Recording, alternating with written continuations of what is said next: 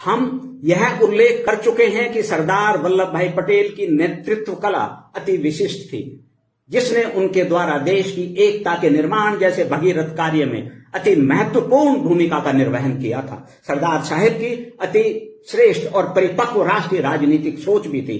उस सोच के केंद्र में विशुद्ध रूप से भारत की एकता, अखंडता, समृद्धि और आंतरिक तथा बाह्य दोनों रूपों में सुरक्षा थी।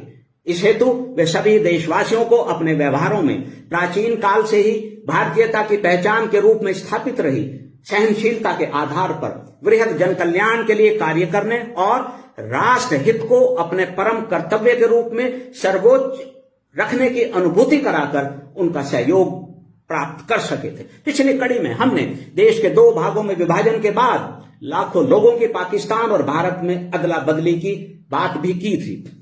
सरदार पटेल द्वारा पाकिस्तान की ओर से भारत आए लाखों शरणार्थियों के लिए राहत और पुनर्वास की व्यवस्था कराए जाने का उल्लेख किया था। इस कार्य को उन्होंने देशवासियों को स्वाधीन राष्ट्र में उनके कर्तव्यों और जन कल्याण और सुरक्षा के लिए उनके उत्तरदायित्वों का भान कराते हुए अति कुशलता पूर्वक संपन्न किया था। 14 दिसंबर 1947 ईस्वी को कटक, उड़ीसा में अपने जन संबोधन द्वारा जिस प्रकार देश के लोगों का स्वतंत्र भारत में उनके कर्तव्यों की याद दिलाते हुए उन्होंने आह्वान किया था, वह बहुत ही श्रेष्ठ और महत्वपूर्ण था। वह आज तक भी अति प्रासंगिक है। सरदार पटेल ने कहा था, हमने जो स्वराज्य प्राप्त किया है उसके फल अपने कर्तव्यों का पालन करते हुए हमें अभी चखने हैं। भारत अब स्वाधीन है। सामूहिक इच्छा शक्ति और कड़ी मेहनत से इसे अपने कर्तव्य के रूप में लेते हुए आप देश को समृद्ध बनाएं। अपने सभी मतभेदों को अब आपको सुलझा लेना चाहिए और सामान्य हित में और राष्ट्र की एकता, सुरक्षा और समृद्धि के लिए कड़ा परिश्रम करते हुए अब आगे आपको बढ़ना चाहिए।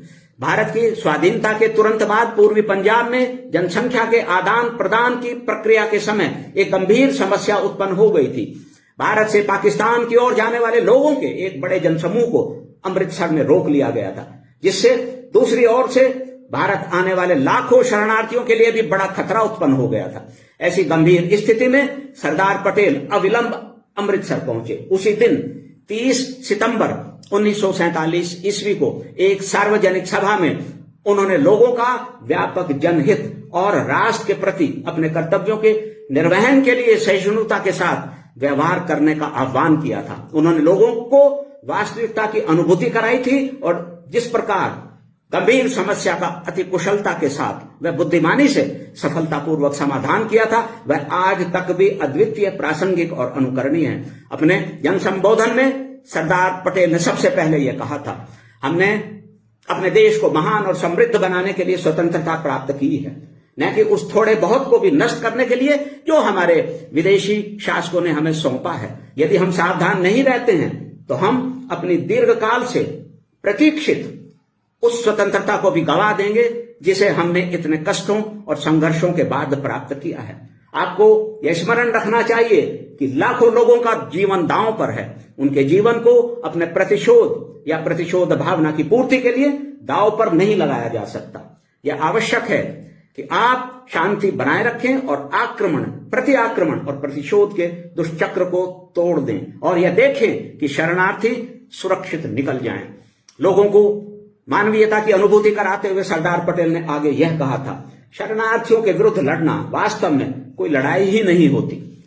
मानवता या युद्ध का कोई भी कानून आश्रय और सुरक्षा की मांग करने वाले की हत्या की अनुमति नहीं देता। आप इसलिए विवेक और दूरदर्शिता के साथ ही काम करें।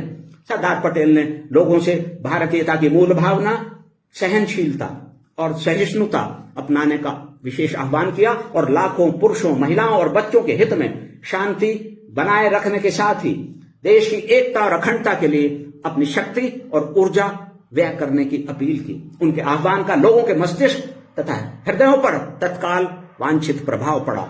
एक गंभीर समस्या का न्यूनाधिक तुरंत समाधान हो गया। देश की एकता के निर्माण के साथ ही कानून और व्यवस्था बनाए रखने, सिविल सेवाओं के पुनर्गठन और देश को आंतरिक तथा बाह्य राष्ट्र विरोधी तत्वों से सुरक्षित रखने जैसी चुनौतियों पर अपनी अद्वितीय और परिपक्व राष्ट्रीय राजनीतिक सोच के बल पर उन्होंने विजय प्राप्त की। देश की एकता और व्यापक जनहित उनके विचारों और कार्यों में सदा ही सर्वोच्च स्थान पर रहे। वे दृढ़ निश्चयी, अदम्य साहस से भरपूर और विजयी प्रकृति वाले महामानव थे। देश की एकता, अखंडता, समृद्धि और सुरक्षा के लिए उन्होंने कई कठोर निर्णय लिए, कई कठोर कदम भी उठाए, लेकिन उनकी किसी से कोई निजी शत्रुता नहीं थी, उन्हें किसी से व्यक्तिगत घृणा नहीं थी। मानव प्रेम उनका मूल स्वभाव था, जो उनकी सहनशीलता और सहिष्णुता का परिचायक था। यह उनका महान गुण था, जिसके बल पर वे भारत की अभूतपूर्व राष्ट्रीय एकता की स्थापना कर सके, देश को अनेक गंभीर समस्याओं से सुरक्षित कर सके और अपने को एक युग पुरुष तथा महानतम भारतीय के रूप में भी स्थापित कर सके।